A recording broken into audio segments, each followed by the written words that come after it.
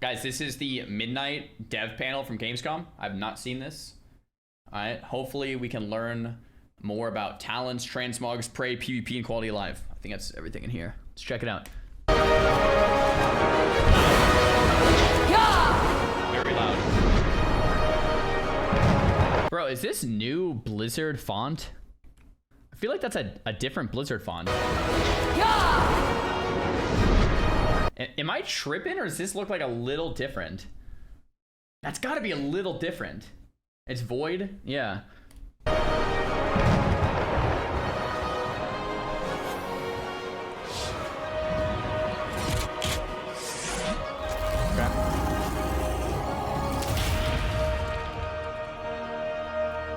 World of Warcraft minute, hello? Here are Eden Hazakostas and Paul Cubit. What day was this on? Where was I? Hello, Gamescom. Hello. Hello, hello. Thank you so much for coming out to join us today. It's going to be an amazing time together talking about the system. This was on Saturday? Dude, I was already in the airplane. I was already flying back home at this point. What the heck? Yo, Matt Zod, thanks for the prime, man. And features of Midnight. I'm Ian Hazakostas, Game Director on World of Warcraft. And my name is Paul Cubit, Associate Game Director, also on World of Warcraft. Let me give you a quick rundown of what we're going to talk about in the next 30 minutes. So first off, thank you for your patience over the course of the past week as we've tried to get out all the information about what we're doing in Midnight. Today, we're going to talk about the new Demon Hunter specialization that's coming. Okay, cool. New talents, cool. What you're going to earn on the way to level 90, how the prey system is going to work, okay. but also some new aspects of world content specific to each of the zones of Midnight. We're going to talk about how the leveling experience is going to work and what's in store for new and returning players. Got some updates for the PvPers in the house, and a range of quality of life updates, including some UI improvements. Cool. One thing we're not going to talk about a lot today is our housing system. We have a lot of information out about housing. It's been amazing seeing thousands of you check out the demo hands-on over the last few days. We can't wait for everyone to get their hands on this later this year. And that's right, later this year. In our 11.2.7 patch, at the end of War Within, the housing system is going to roll out. Anyone who owns Midnight at that point can claim their home and start... Wait, did you guys know that? I did not know that. Wait, so housing is this year, not Midnight, but you have to pre-order Midnight. Huh. So, okay. They want the pre-orders this year. Midnight probably comes out early next year, and the housing will be available early. Interesting. All right, there we go. Confirmed. Decorating it, but everyone who is playing WoW, even if you don't own Midnight yet, can start collecting your decor and getting ready for the expansion ahead. Guys, what kind of decor are they gonna have for rank 1 titles? Like, what is it gonna be? If you have a rank 1 title, is it like, I don't know, some type of rug or some type of mantle, some type of trophy, some type of clown mask, a toilet bowl? What do you guys, what? Without further ado, let me hand it over to Paul to talk about the next few items. All right, keep your eyes and ears peeled. We got a lot of new information coming out today. We're going to dive pretty deep into the systems and features, starting with this fella back behind me. That's right, the Devourer Demon Hunter. Now, you've seen Havoc, you've seen Vengeance. Now it's time to meet the new Demon Hunter spec that turns every fight into a highlight reel. The Devourer is our third Demon Hunter spec. It's a little bit different than our other two specializations. Previously, Demon Hunters only channeled Fel energy to power their abilities, whereas the Devourer uses Cosmic Void powers to power their Annihilation abilities. Okay. It's a ranged DPS spec, but not in a traditional sense. You're not going to be standing out at max range, casting spells the entire time. But with a twist, this is not cooldown based, it's energy based. You have to use Reap, which is your giant kind of scythe attack, to gather up any of the void fragments that you can't reach, or you can just sort of run around and pick them up as... Wait. Why are people in the chat saying lame? Like, I want to hear you out, because I'm stoked. What is lame about this? Maybe it's because I'm a caster, and I would rather have a caster demon hunter than another melee one, like for me, that's exciting as heck. Because they're miserable, because they're sheeple. No, but I'm serious. Like what sounds lame about it? Like I'm actually asking the question.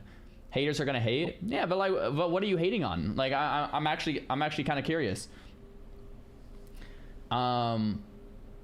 They can't enjoy anything because they're sad in real life. Guys, no, I'm asking the legitimate question. What do you think is lame about this demon hunter spec? Because it looks sick, like, so far, right? We don't really know anything, but, like, a ranged demon hunter spec that's mid-range where you go in and out, to me, has me excited, or more excited than I would have been if it was like, oh, it's just another melee spec. Like, I don't know. Sounds kind of cool. As you're used to doing with souls. And once you've gathered enough, you can enter into meta. Now, once you're in meta, you want to stay in meta as long as possible. Void energy is a little bit different than Fel energy. It's slippery, it's elusive, it wants to get away from you, and you need to devour it. You need to pull it in as much as you can. So you want to stay in this meta as long as possible, and the longer you do, the more damage you'll do as well. I'll share how. So it's kind of like Shadow Priest Void form, right? The more you do your optimal rotation, the longer you're going to stay in that form, and you're going to pump harder. Yeah, it's like a Shadow Priest. Yeah, that's kind of what it sounds like. In just a slide or two. In this shot, you will see Void Ray. This is the Void's interpretation of I-Beam. Right, it's a 25-yard line attack with all sort of the trademarks of I-Beam, where you have the rotation, you can move around, just line up all your abilities and turn them into piles of ash. It's beautiful. It's purple. Important note, when you're in Devourer spec, everything is going to be purple. Our art team did a killer job, as they always do, to take everything. You're not going to see any green at all. It's just going to be void, void, void.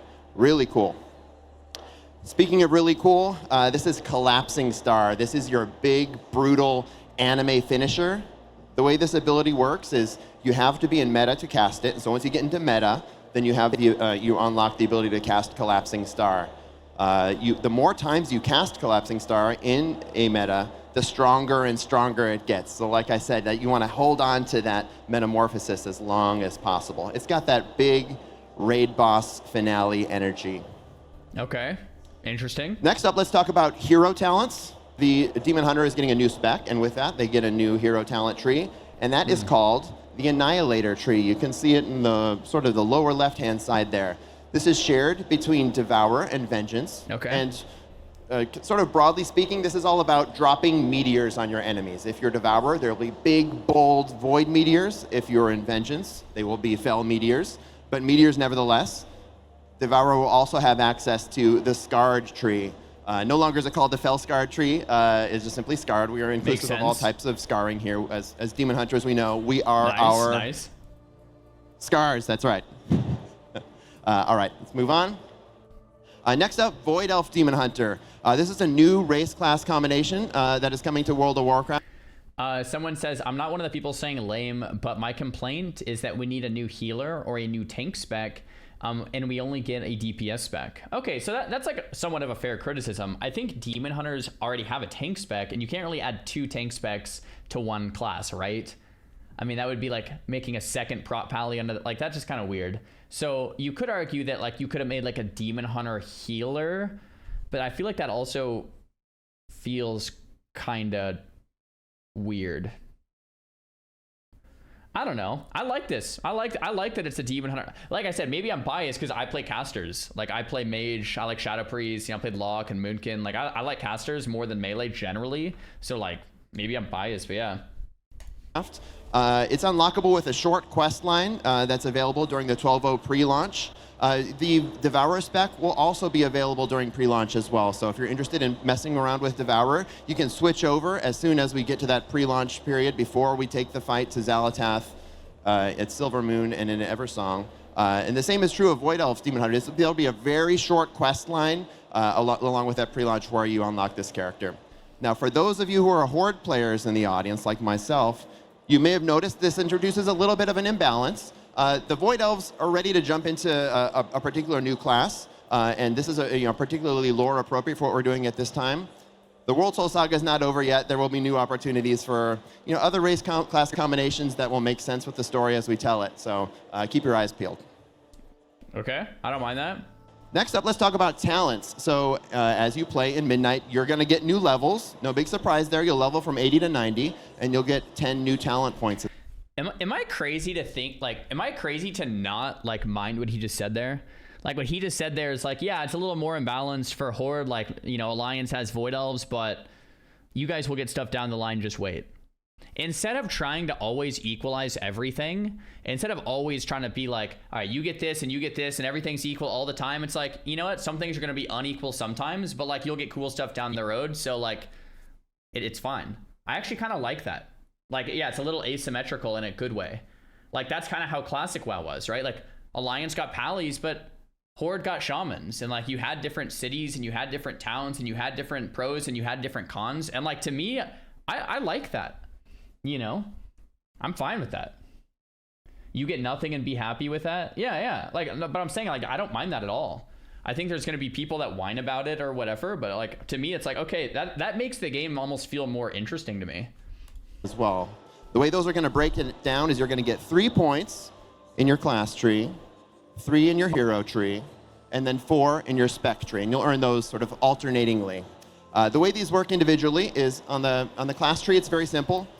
You just got 3 more points. You can use them however you want. If there's some ability in there that you wanted to get to, but you couldn't quite reach it, or you had to make a painful trade-off to get to that point, well, now you might be a little bit more likely to be able to get to that point, and you won't have to make that painful trade-off.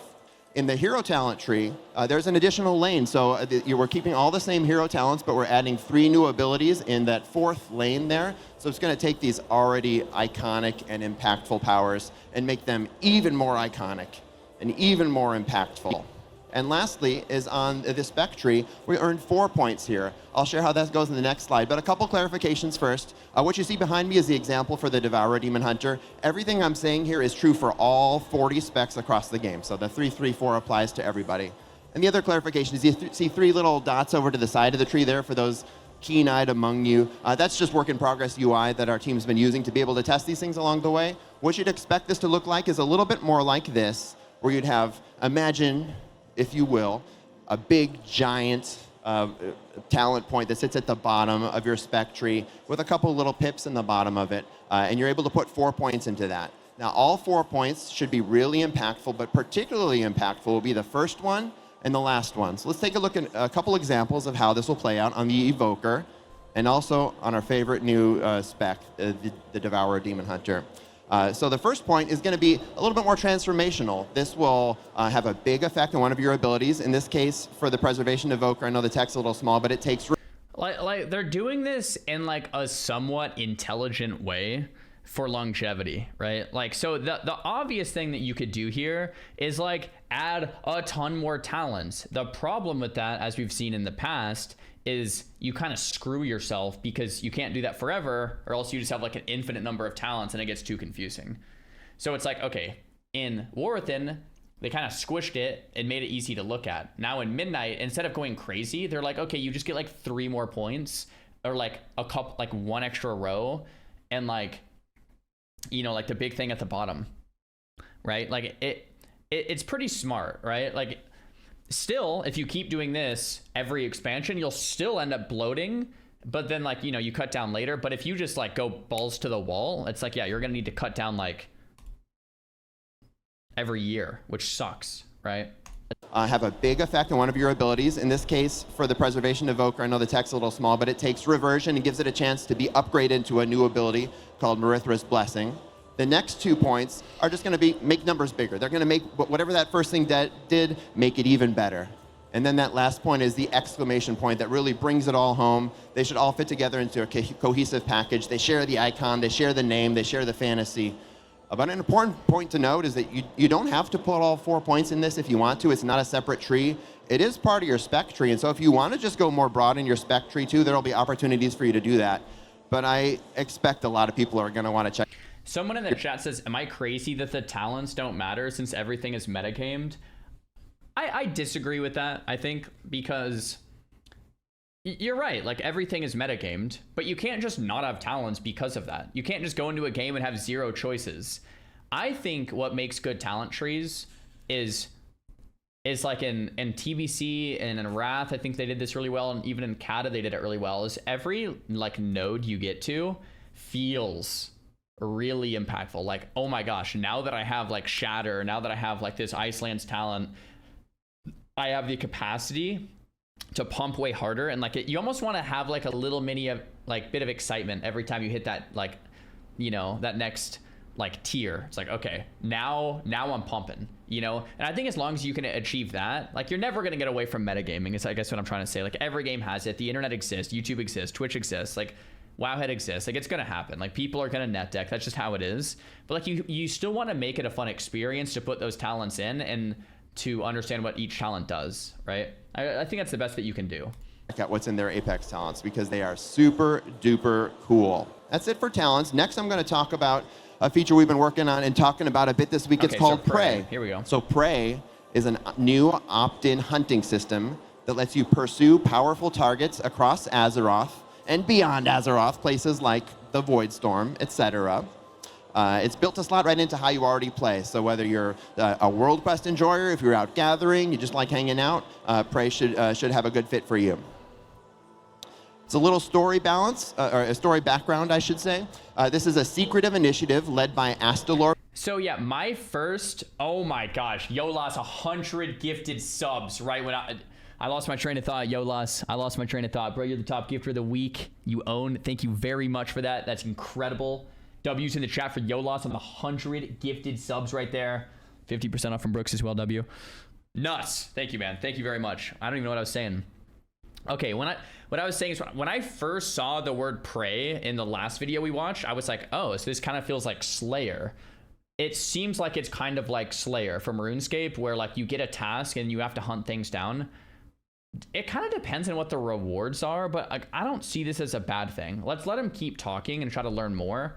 But yeah, I'm kind of curious where this goes.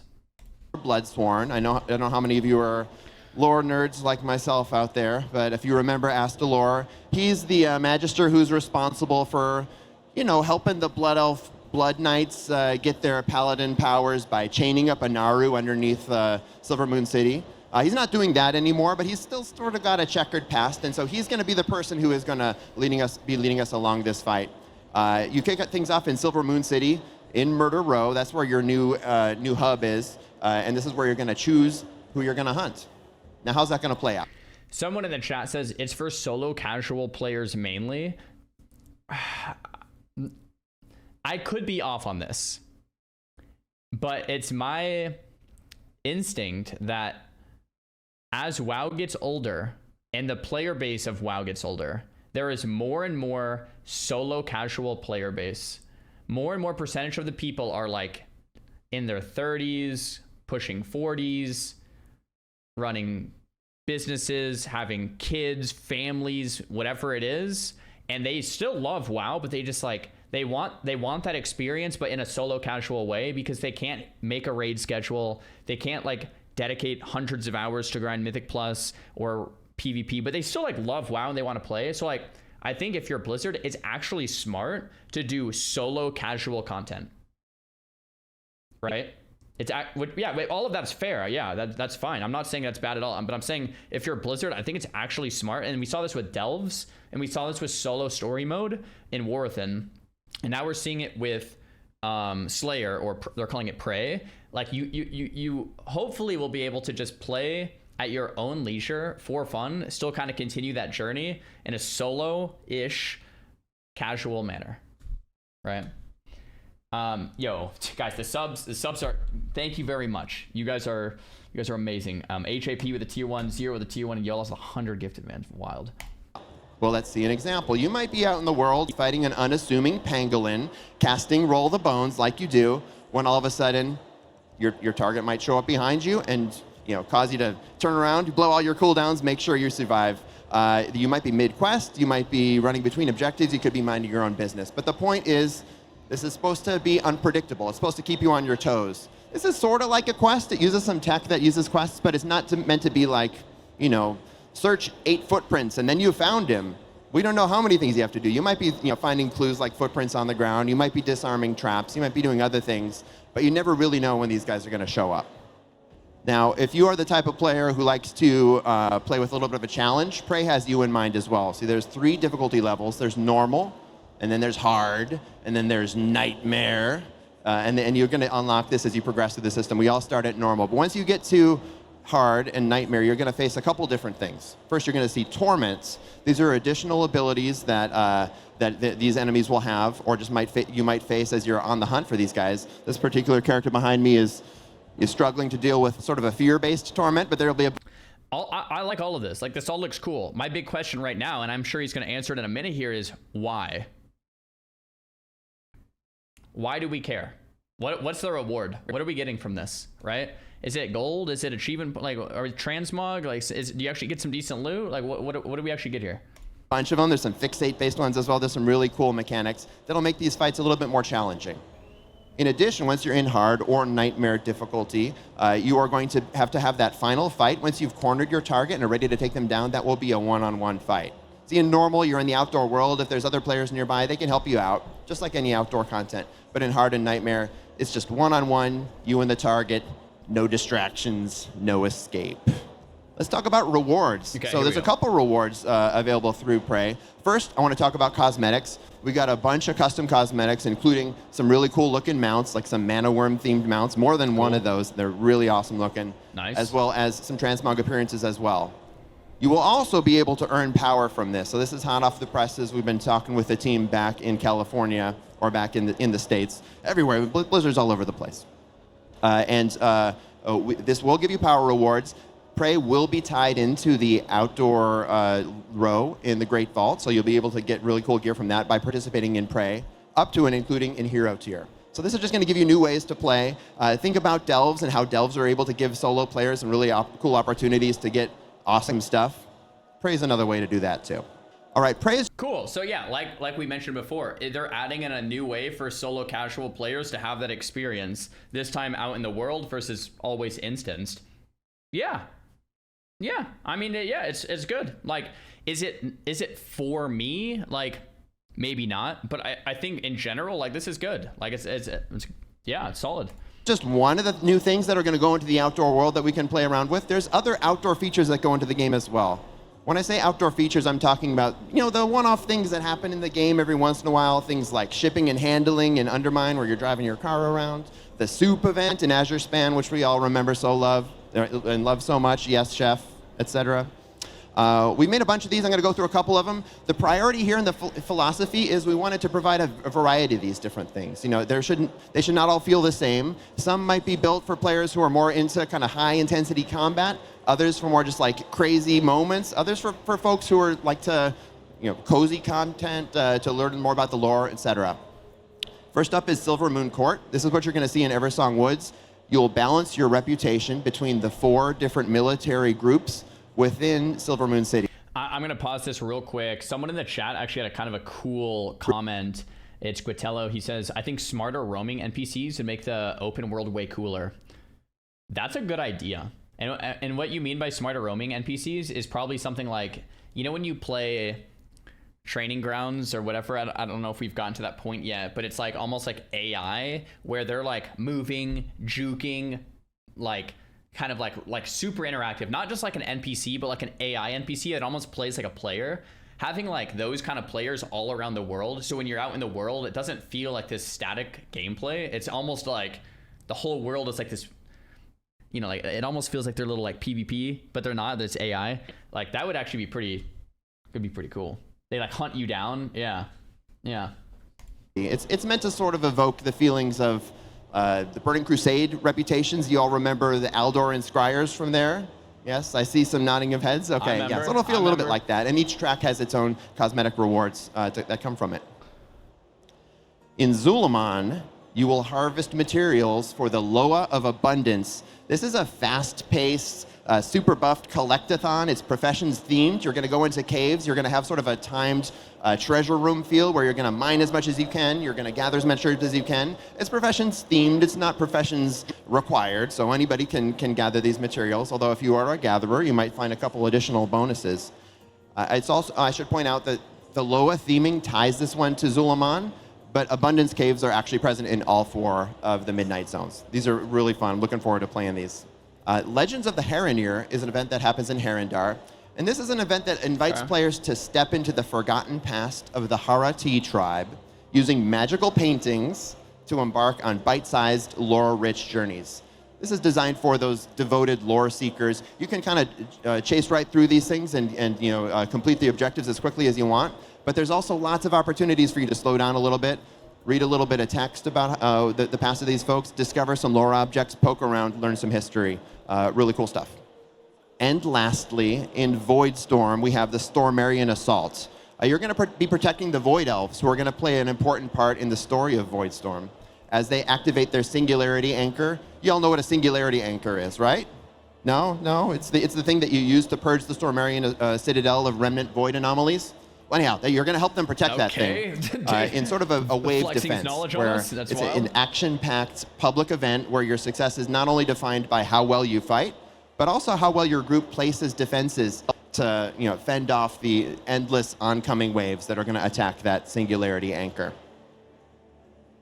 Okay, switching things up a bit, let's move on to updated leveling experience. Okay, so these were like a bunch of like world event slash like mini games, it sounds like, to keep things somewhat active out there, I guess. Hey, Legal, thanks for the tier 1 sub. I got to imagine that a lot of you folks here already play World of Warcraft. A lot of folks watching at home probably do as well. But if you don't, pay attention. And if you do, maybe think about, if there's been folks that you want to bring into World of Warcraft, but it's been tough. It's intimidating to get people into a game that's been around for 20 years and is so big and huge and monolithic. These are some updates for folks like that. So first, we made some changes to our tutorial experience, Exile's Reach. This has been changed to be to focus players directly into the Dragonflight expansion. We're doing that by adding some key iconic characters to that feature. You're going to see Wrathion there. You'll see Khadgar, Alexstrasza, a bunch of others as well. And the story is going to be about them going off and embarking on their mission to the Dragon Isles to learn about the history of the dragons. It will culminate with you being taken directly to Waking Shores to continue that story in the Dragonflight experience for new players. Now, you'll still have Chromie time if you're playing an alt. You can go play whatever expansion you want, but for a new player, that sort of core progression will take you directly to Dragonflight. And we've made a bunch of changes to the Dragonflight expansion as well with new players in mind. So first, you'll level through those first 4 zones. But then as opposed to before, when you get to the end of Thaldraszus and you're at the gates of the raid and you know that Razageth is gnarly and you want to take the fight to her, but you need a whole bunch of people to do that, instead of that, you're going to go straight to fighting Razageth. We've added a story mode raid version of the Razageth fight. So it sounds like they're bringing WoW into the new age by like realizing that you're playing the game, you don't have a ton of time, and you clearly aren't networked with a bunch of people when you're starting to play. It's like, okay, let's introduce more solo casual content. It seems like that's really where retail is headed, with a lot of solo casual content, because that's where a lot of the players are at, and they're kind of like meeting them there. Like, look, let's at this point, let's just get you into a solo raid and you take down a solo dragon boss like right after playing. Like, I think that's pretty intelligent, So you can, as a solo player, along with 9 game-controlled allies, take down Razageth, see how that story resolves. And then after that, it keeps going. You get to keep going into Zeralek Caverns, play through that zone as a leveling player with the leveling appropriate rewards, and then you get to fight against Sarkareth in another story mode raid.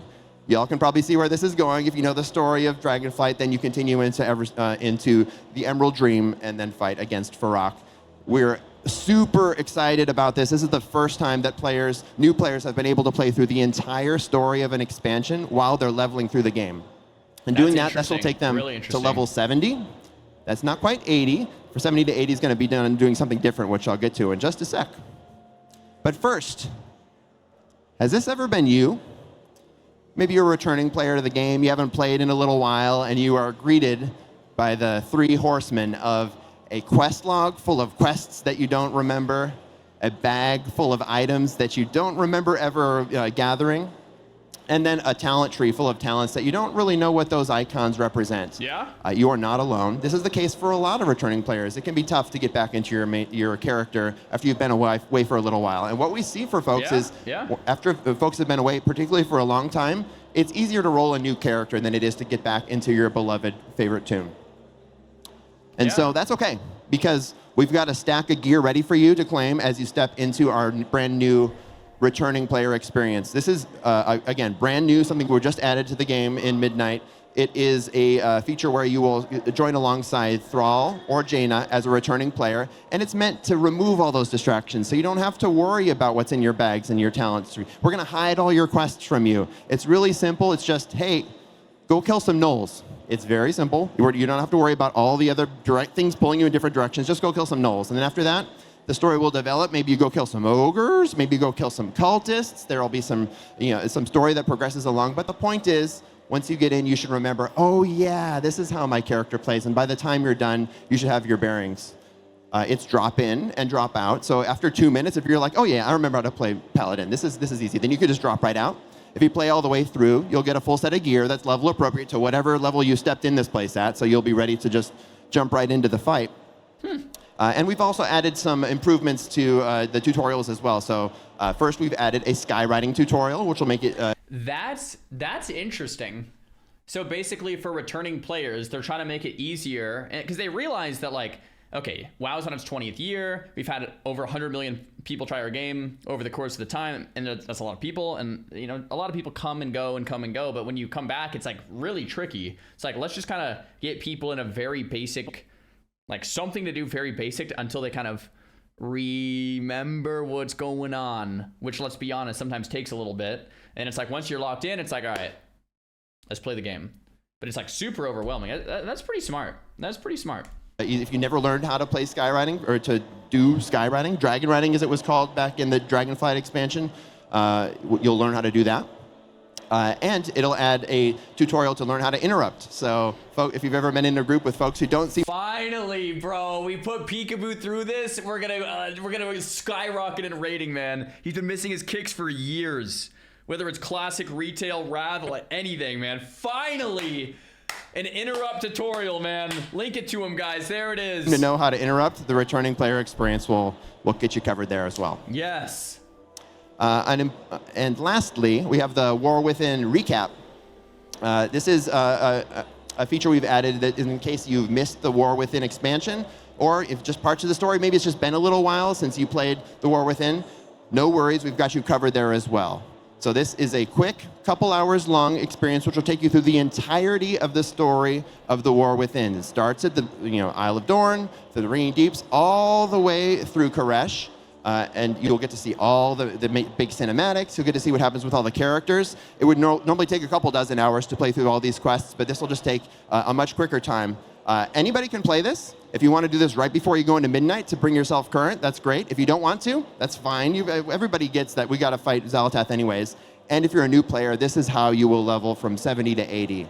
Instead of having to, it'll be really quick. It'll be just like play through this, again, a couple hours long experience, and you'll be able to hop right into midnight once you're ready. A new update I wanted to share with y'all about the new player experience. It's really interesting, right? In retail, the devs release new content, and of course they want everyone to try the new content, so they kind of get you through all of the old content in a quick way, right? Like, okay, you can play this whole expansion in like 3 or 4 hours. You're kind of caught up on the story. You generally know what's going on. You know the bosses. You end up killing them in story mode, and boom, you're caught up for midnight, so we can get you into current. A game like RuneScape takes the exact opposite approach, right? Right, you log in and it's like, all right, I'm here in Lumbridge, I'm doing these basic quests, and like there's no like speed up, catch up to like Varlamore, right? You have a new continent, you have new quests, you have new zones, you have new bosses, but it's like, to get there, everything that we've ever released is still relevant, and you have to play through all of that stuff. Now, I've mentioned this a lot over the last few weeks because I've been playing a lot of both games. Kumison 10 gifted, thank you, man. I really do believe there's pros and cons to each game, or not each game, pros and cons to each like method, right? If you get people caught up like retail WoW is doing, and you get them into the new stuff, like there are real pros to that, because you can get returning players not feeling so overwhelmed when they come back, and you can get them caught up so they can play with their friends. If you're playing RuneScape, it is really, really, really tough to, like, your friend's been playing for 8 years doing endgame stuff and you just started, like, bro, you're not playing together. for a long time. Like for a long time. It's gonna be a while, right? But there's a lot of pros to the way RuneScape does it too as well, right? Like everything you do is like cemented into your account and it feels like it matters. You're not getting rug pulled like, oh, I spent so many hours on this, but now it doesn't matter. Like it feels good to have a progression system like that as well. So like, it's really interesting. You have like these two MMOs, obviously WoW, biggest MMO in the world. Western world. Is there bigger Eastern MMOs? Maybe. And then you have RuneScape, which I think is still like top 3, top 4, and they're taking like completely opposite approaches. Back in business school, we studied McDonald's versus In-N-Out, and both successful companies, but they took completely opposite approaches there as well. And they had success in their opposite approaches because there's pros and cons to each, methodology. And I feel like we're seeing something similar here where it's like, yeah. Now, I must just say, as a classic enjoyer, classic player, and I've been playing a lot of RuneScape lately, like I kind of do like that everything you do matters. But I will say this, I don't think it fits for retail. I don't think it fits. Like, I don't think retail could do this. Like, if retail tried to make it so that a new player had to come back and play through Classic, then Vanilla, then TBC, then Wrath, and then I don't think it would work. I really don't. Now, Blizzard, if you're watching this, for Classic Plus, I think it would work. I think for Classic Plus, I think it would work. Right? I think it really would, because you have that 1 to 60 leveling experience. Everything you do there matters. You want to keep like Molten Core, BWL like somewhat relevant. You keep these old raids relevant, and then you add in new content, but you still keep all that old world alive. I think for Classic Plus it would work. So anyway, I wanted to make that distinction there because it's pretty darn nuanced, and I don't think it's super straightforward in terms of like, oh, just do this always or just do that always. I think there's like different routes and avenues you could take here, and it's not super simple. But so in short, I think for retail, the way they're doing it kind of makes sense. In Classic Plus, I do think I would enjoy that old school RuneScape model where everything you do kind of always matters and you don't just like speed through old content to catch up, so to speak. Does that make sense? Yeah, that at least that's kind of where I'm thinking out loud here as I'm speaking. I think that's kind of where I'm landing right now. Experience, all these things that we're talking about, new player experience, returning player experience, and the War Within recap. These are going to be available in the final patch of the War Within, 11.2.7. So a little bit earlier, folks wanted to start getting warmed up. If you are thinking about that friend that you wanted to invite in, maybe they can get in a little bit earlier, start collecting some housing decor, and level a new character. Okay, that does it for me. Next, I'm going to hand things over to Ian, who's going to talk to you about a couple other features, starting with PvP. Ian, take it away. PvP, there we go. Thank you, Paul. Hello again. So yes, PvP. A major new PvP feature coming in Midnight is the Slayer's Rise Battleground. This battleground is set in the Voidstorm, and it is a 40v40 epic battleground inspired by Alterac Valley, Isle of Conquest, and that general large-scale vibe. Here's a look at the overall layout of the map and how it's going to work. So the setting for this map is a conflict between these two powerful warlords in the Voidstorm, these Dominar that are fighting for control, and Alliance and Horde forces find themselves thrust into the middle of the conflict, each allied with one of the opposing Dominar. You're going to start on opposing sides of the map, initially run to the middle for a wild 40v40 brawl over an initial control point that will give you an early advantage in the map. We know people are going to fight it out anyway, so let's encourage it and build that into the flow. From there, it breaks down into each side trying to push down a lane towards the opposing base, destroying their defenses, killing key NPCs along the way, and ultimately trying to defeat the opposing Dominar. But you'll be breaking off as well to recruit neutral forces to aid your side to help push that lane. So every side is going to be doing a mix of attacking, defending, and recruiting forces to help lead their side to victory. Super excited to have a new battleground coming in Midnight. Yeah, okay, so I have a lot to say here. Nice freeze frame. Got him. It seems like a 40v40 ARAM, right? Like it's this push and pull and it's just a massive clash. You know, for what it's worth, it sounds cool for what it is. Now, I just don't like epic battlegrounds in WoW. It's not for me. Like, I just don't like epic battlegrounds. Like, I've never really had the thought, oh man, I wish there was another epic battleground. Oh man, I want more large scale PvP experiences, you know? So for me as a PvP player, it's a massive miss. Now, like I said, it looks cool for what it is. Like, if it's a 40v40 ARAM, like maybe it'll be my favorite epic battleground, you know, but I just don't like epic battlegrounds. So it's like, yeah, like if I'm gonna PvP, I like 1v1s a lot. I like 2v2s a lot. 3v3s are really fun. I'll even like 5v5 is starting to get up there. I do like rated battlegrounds quite a bit. But like once it goes past 10, it starts for me to just feel very sloppy. You know? Why is Plunderstorm different? Well, Plunderstorm is like you play either like solo or duo or trio, right? It's not like 40v40 in Plunder. If it was 40v40 Plunder, I don't know if I'd like it like either, right? Anyway, that's my take. Like, you know, like I'm not gonna say no. It looks like it's a solid concept and solid idea, but I'm just not an epic battleground player. That's pretty much what I have to say. Neutral forces to aid your sing and have a new battleground coming in Midnight.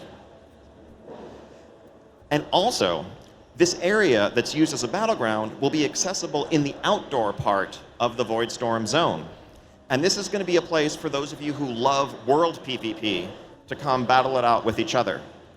This area is really designed with interesting points of conflict in mind. There's other, you know, this is where you'll find your PvP vendors and more. This is kind of like Ashran 2.0. A little bit. PvP vendors, massive area for massive PvP, push-pull idea. It kind of feels like Ashran 2.0.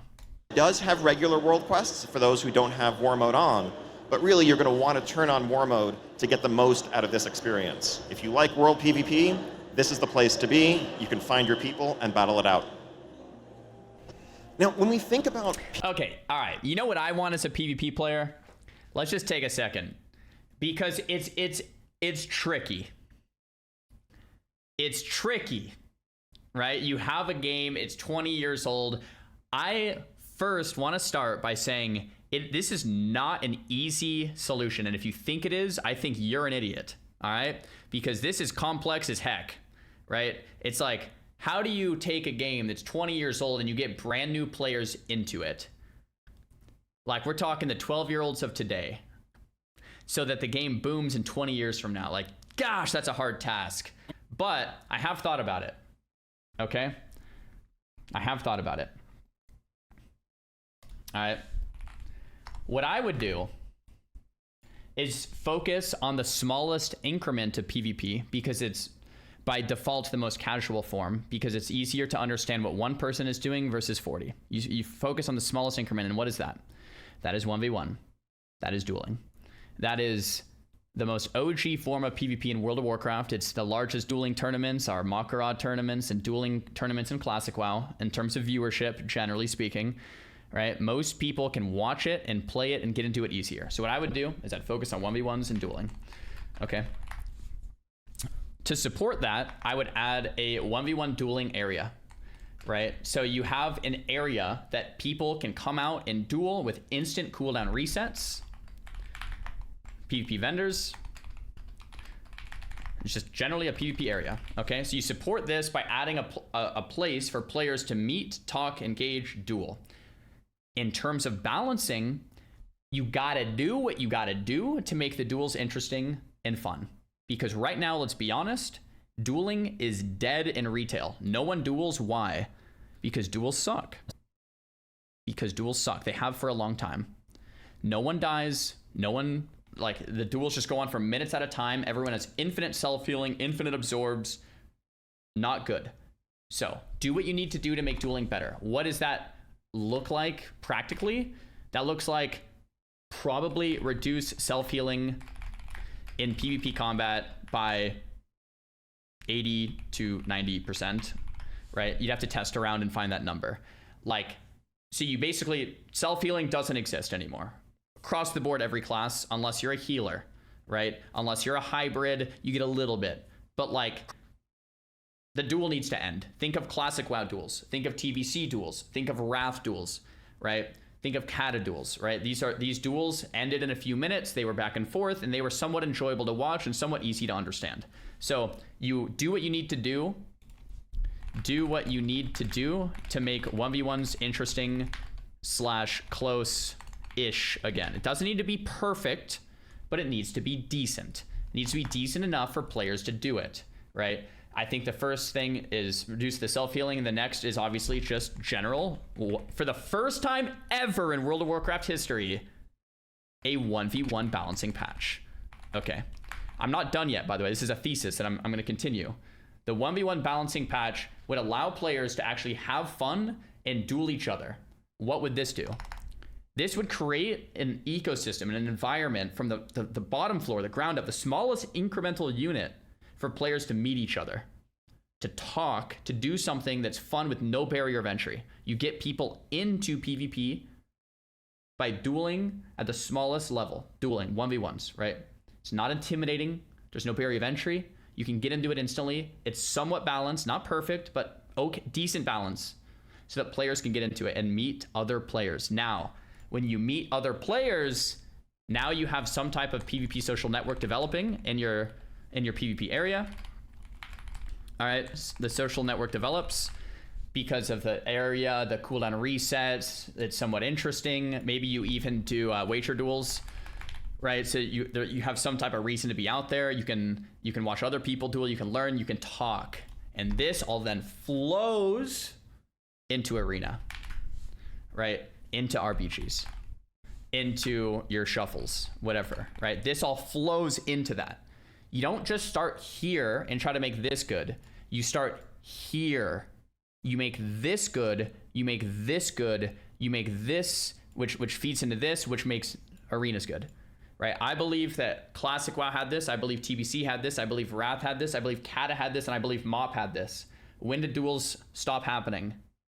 Precisely WoD. WoD duels, everyone stopped. There was no more dueling outside the city on a large scale like there always was throughout the classic expansions. And you kind of lost, you rug pulled the thing that was holding up everything together. So you reverse, you start back at the smallest unit, you build up from the bottom, and then you develop this thing the right way, right? This is my thesis. Am I right or am I wrong? Well, maybe I'm wrong. There's a good chance I'm probably wrong. But I think this is the best, like I said at the start, it's a hard thing to solve. If I was in charge, this is what I would do, because I think it's the best idea that I've heard. Boom. What up, chat? What do you guys think of my idea? There it is. I mean, that's what I think. That would be the best thing that you could do. I like it. Very smart. Do it. It's horrible. No flame. Nah. 1v1 arenas. Oh yeah, sure. You could even add like a 1v1 bracket. Sure. Yeah. I guess that would be part of this. 1v1 is the move. It's not that 1v1 is the move. It's that 1v1 would flow into the rest, right? Spectator mode. Yeah, that'd be cool for the duels. Yeah. So the general thesis is make dueling great again, or make 1v1s great again, and this would then flow into the rest of the game. That's the concept. That's my thesis. Right? If you can't, in other words, let's say it backwards. If you don't have good dueling, good arena is almost impossible to make. That's the thesis, right? If you don't have good dueling, good arena just doesn't exist. You can't have good arena without good dueling, right? Like that's just, yeah, that's basically how it is. That's what I think. So anyway, like I said, it's a very complicated thing to solve, especially WoW being so old and kind of everything, but this is the approach I would take. You want to get people having fun, messing around with their friends, and dueling again, because dueling has been dead for far too long. Anyway, that was a rant and a half. PvP in World of Warcraft. We've heard feedback from our PvP community over the years that they'd love to see more support. PvP is amazing, it's deep, it is endlessly replayable, but the reality is it can also be really hard to approach 20 years into the game's history. There's so much to learn, people are so good at it, and oftentimes people check out PvP and feel like, okay, I just got destroyed, I don't know that this is for me, even if they do enjoy PvP in other games. But so many other games of different genres have a mode where you can initially kind of learn the maps, learn the rules, learn combat against bots. And that's an easy on-ramp to kind of build your confidence to make sure that you know what you're doing before you match up against other players. I mean, bro, when I was playing League, I was just spamming Iron League games. And let me tell you, man, there was a lot of bots down there, dude. It was different. Like, I'm playing 8 to 10 hours a day, and people are doing the darndest things. It's just like, dude, this guy clearly... And so that's different. what training grounds are, coming in midnight. This is inspired by a battleground brawl that we've had running for a while called Comp Stomp. This is kind of expanded and revamped. In addition to Arathi Basin, you'll also be able to play on Silver Shard Mines and the Battle for Gilneas, facing off against AI opponents that are a bit smarter than the bots that we've had in the past, that are going to test your skills a bit, teach you how the battlegrounds work, teach you how opposing classes work, and kind of give you an on-ramp into PvP from there. Super excited to roll this out in midnight. I don't mind that as an on-ramp. I don't think it's a terrible idea. But what I would rather see, instead of an on-ramp being in a battleground of 10 players, is an on-ramp of a 1v1 dueling system. 1v1 against a bot. It's too much information to take in when you're playing a new game to have 10 people on the opposing side and just a bunch of things happening. It needs, I think a 1v1 would be good, and then you get people into dueling other people. I think it's a mistake to push people right into arenas or shuffles or blitz or battlegrounds. I think like you have to like think about it for you guys, and call me out if I'm wrong here. What got you guys into PvP in the first place? Like the OG players in here that have been playing PvP for a long time. Swifty, Wreckful, BGs, people, Swifty. Okay, I should be more precise. We have world PvP, we have dueling, we have, I guess you just queued up a game, like just nothing else, you just queued up a game, BGs, like, a lot of people saying Swifty, battlegrounds, duels. Like for me, it was 100% dueling outside the city for hundreds of hours, meeting people, and then going in. And that's probably why I have the thesis that I do. And I know for so many of my friends, we all got into PvP that same way. You'd sit outside the city, you would just duel people for hours and hours and hours. And then from there, you'd end up meeting people, and then eventually you end up queuing some arenas with them, right? That's generally what I did, at least. And hopefully introduce a new generation of players to the fun that World of Warcraft PvP can offer. Yeah. All right, I want to talk about some UI and general quality of life improvements. So over the last few months, we've been doing a lot of work in War Within to improve the baseline UI experience with things like the cooldown manager. Ian, sorry, I'm pausing you. Okay. User interface nameplate. So right away, you have mob buffs, you have CC, and you have player debuffs at the top. Wow, this looks like an add-on, but it's baseline now. I'm not gonna lie, this looks pretty good. Stack nameplates preview, size, style, nameplate info, cast bar info, aggro display, mob buffs, personal debuff, shared CC. That looks pretty good. Doesn't that looks like it could be a straight up add-on pack and it's just default. I don't know about you guys, but as a player, I've always liked the idea of add-on minimalism. That is, I want to download as little as possible, but if I need it, then I will. But for me, I don't like to just download things because I think it like looks cool, or download things just to like spice it up. Like for me, I'm like, I want to keep it as stock as possible, But if I need something, then I'll get it, because it's like, you know, if I need timers or I need, you know, certain information that's just not on my screen, then I'll get it. If WoW is eventually in a place where you actually just like have like most of the info you need, like, to me that's a massive W, right? Combat assistant, and more. That's going to continue in Midnight and beyond. One area that we want to focus on is our nameplates. We understand that, you know, when you're in the heat of combat, this is the best window into what's going on, the status of your enemies, and what you need to respond to. And our default nameplates currently don't give you all the information you might want. We really want to improve your ability to see and customize buff and debuff display on nameplates.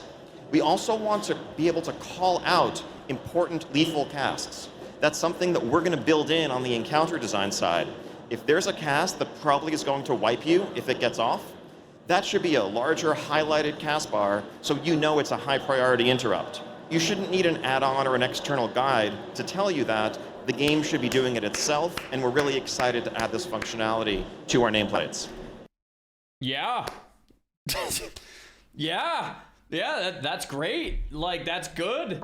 That's 100% fantastic. Like, you can't just, like, right now in WoW, if you don't have the add-on telling you certain stuff, you will just die. And it's like, what happened? It's like, well, you didn't have DBM and you didn't know the mechanic, like, you died. And it's like, yeah, there should be something to tell you, but stock default, that like this is bad, right? Nice. Next up, damage meters. We are adding damage meters to the base UI experience. Damage meters built in server side, I would assume. So they're 100% accurate. No more of this peekaboo doing 0 damage. Oh, my details is out of date. Update your detail. No, dude, this is like straight from the server. All right, there we go. Again, this is probably the single most popular add-on used by players across all of World of Warcraft. Bro, it looks just like details. The little sidebars here, like, dude, it looks exactly like details. And you shouldn't need to feel like, if you want to understand whether your talent build that you just tried out is more effective than the one you were using yesterday, you shouldn't need an external tool for that. The game should give you that information. And so we have fully featured damage meters. These are also going to be sort of server-side authoritative. So compared to add-ons where maybe someone is out of range or in a different phase and you lose track of the information about what they're doing, here we're going to keep track of it on our end, and so they should always be perfectly accurate. Wait, is details, what are the details devs thinking right now? Like, you know what I'm saying? Details, WoW, add-on. These guys have 300 million downloads. They probably made an entire career out of keeping this up to date. They have a whole team and everything. I mean, they're gonna have to keep it up to date for all the classic handies. Maybe it's just a classic add-on now, right? Like, it'll be for classic, it'll be for MOP, classic WAD. Yeah, it'll just be a classic add-on or something. That's crazy, dude. Details, man. We've had a good run. We've had a great run, details. It's been like, what, 10 years since you overtook Recount or whatever? It's crazy. Yo, Jim, thanks for the tier 1 sub.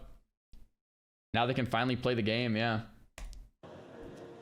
Next up, this is a fun one. How many of you use DBM or bigwigs? I actually don't. We don't use DBM, don't use bigwigs. We feel it out full natty bro, man. 99 mythic parse, no DBM, no bigwigs, chat. All right, full natty. Right? Basically, since the beginning of raiding, 20 years ago plus, people have relied on add-ons to let them know when a major boss ability is coming up. That's just how WoW raiding has been for nearly everyone who raids. And yet, again, you've had to turn to external tools to do that, and we feel that's not the experience that our players deserve. So we are building in a lot of that functionality into our encounters in Midnight. So you can see a ton. I'm going to go back to this screenshot because I thought he would pull it back up and explain, but he doesn't. Okay. Let's kind of like look at this screenshot for a second. So we have Savage Charge Dodge, Blade Storm Move Away. We have Boss Health here, and then we have timers on the right side. that literally have a timer for Blade Storm, marked for Butchery, Decayed Senses, Savage Charge. Wow. So it's built in. Is DBM dead? Because these are going to be updated instantly on launch. They're going to be perfectly accurate. Like, this is add-on for Bigwig. Is Bigwigs and DBM dead?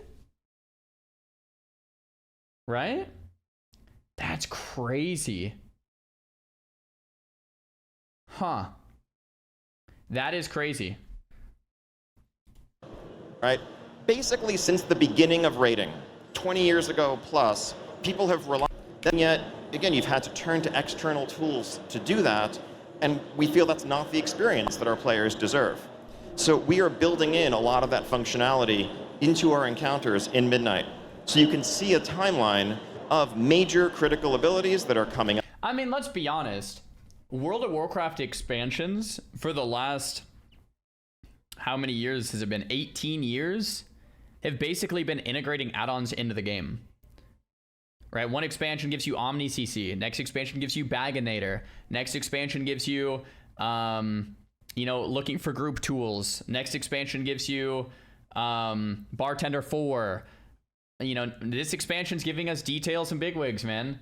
You know, like every expansion, we're basically building in the most popular add-ons into the game, which is fun. Like, yeah, Quest Helper, or Questy.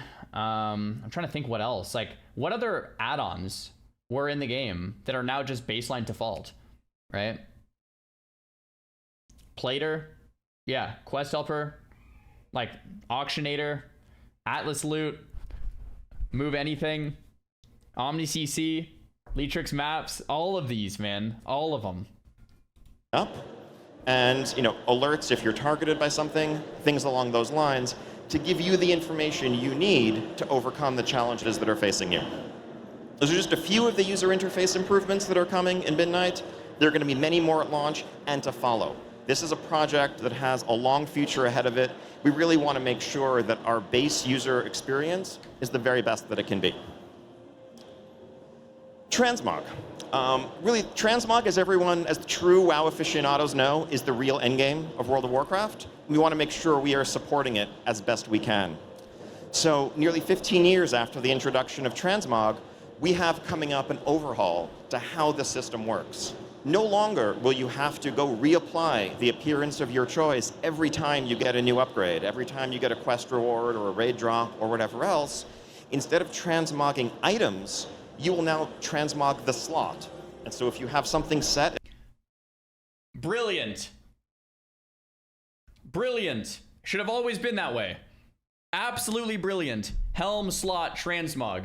Now if you get an upgrade while you're leveling or you're raiding or you're doing anything, you don't have to go mog it after. Finally. Finally. Like, goodness. Nice. Nice. As your helm appearance, and you get a new helm, it's just going to inherit the look that you want it to have. You'll still pay a gold cost to set that like head slot or back slot appearance, but as you just get new items, you can just put those on, there's no additional cost, and that'll just be the appearance that you have. But this also gives us the opportunity to add more opportunities for customization and self-expression in the transmog system. Because not only can you save one outfit, you'll be able to unlock and save many, many outfits. And then, if you want, you can tie those outfits to specific situations. Dude, you could have a mog for your house. Bro, you could have your character just be naked every time you're home. You just chill in your house completely nude, but every time you go outside, boom, full set of gear on, right? You go into like other areas like the town, casual outfit, right? Yeah, that could be sick. You're going out, different clothes when you're back at the house, different clothes in the city. You go to Wheat Elf's house, different set of clothes, right? You go into the bars, boom, different set of clothes. Going out mythic raiding, boom, different set of clothes. Like that's pretty sick. Bro, yeah, bro, imagine Moonguard, like you're RP walking, and then like you get to a certain area, like the courtyard, and everyone's gear changes. Sick. So if you want one outfit that enables when you go into town, or when you go into your home, or when you go into a dungeon, or when you change your specialization, you can map those things to each other. Oh, on a spec, dude. You could have like a fire mog when you're fire and you swap frost and it swaps all frosty. You swap arcane and it goes all purple. That's already a thing, is it? Is that a thing? I don't think that's a thing. Is it? I don't know. Yeah, I feel like that's not a thing. But that will be a thing. That'd be cool. And it'll just automatically happen. Wait, people are saying it is. Wait, how is that a... Oh, do you need an add-on? We have a spec mog? I don't know if that's in the game. If it's already in the game, that's already cool. If it's going to be in the game, it'll still be cool. But yeah. People are saying yes, no, yes, no. What? Yeah. We're very excited for kind of the depth of customization this is going to bring. And as with many of our systems, this is just kind of the beginning. This is Transmog 2.0, but we're going to continue to build on this foundation in the months and years ahead. So thank you for coming out.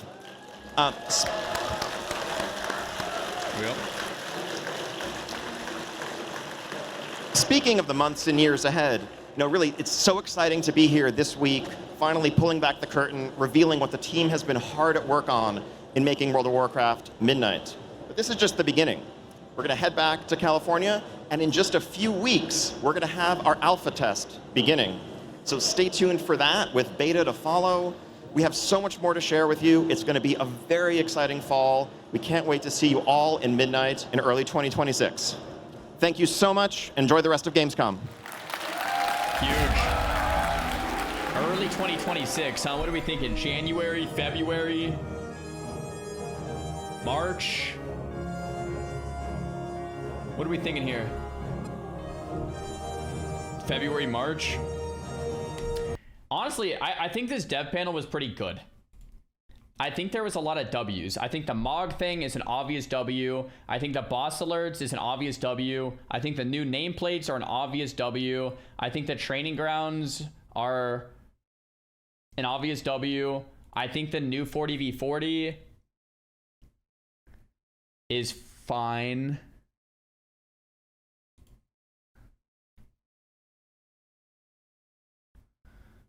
I think the new catch-up systems are solid. They're like getting returning players back. Yeah, that's good. New systems to get players back in. Solid. Updated leveling experience. Yeah, good. Void Storm, so like world events. Fine. Yeah, good. New rewards for doing the new thing called Prey, which is like Slayer tasks, kinda, which is cool. New Demon Hunter spec. New talents for spec trees. Yeah. Yeah. I mean, all of this just looks good. It just seems like it's bringing in WoW to like the new age, kinda, you know? I haven't played in the past 2 to 3 expansions, but Midnight is cool. I kind of want to return. Like to me, Midnight isn't doing anything jaw-droppingly crazy. They're more just kind of bringing up everything incrementally to where they want it. Like, all right, this is going to be a little better. This is going to be a little better. This is going to be a little better. I mean, that's the whole philosophy of Kaizen, right? Like, small incremental improvements will add up to be a lot in the long run. And it feels like, to me, Midnight is bringing in, like, a lot of these small improvements, but, like, around the entire kind of game, which is pretty sick. But it's not just, like, one thing that's just like, boom, there you go. I mean, housing, I guess, is kind of that way. Housing is kind of that way. But was an expansion needed, or could this have been a patch?